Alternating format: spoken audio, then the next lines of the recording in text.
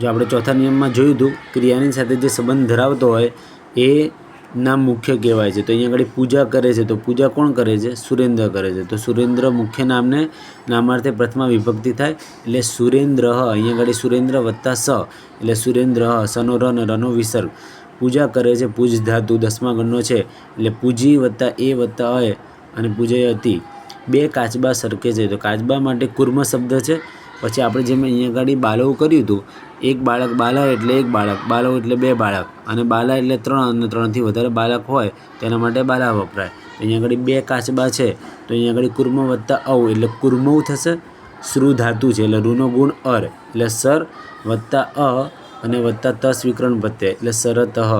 ચંદ્ર ક્ષીણ થાય છે, તો ચંદ્ર ક્ષયતી, ક્ષી ધાતુ, ક્ષી એટલે અહીંયા આગળ પણ ત્રીજો પુરુષ એકવચનથી ક્ષયતી થશે।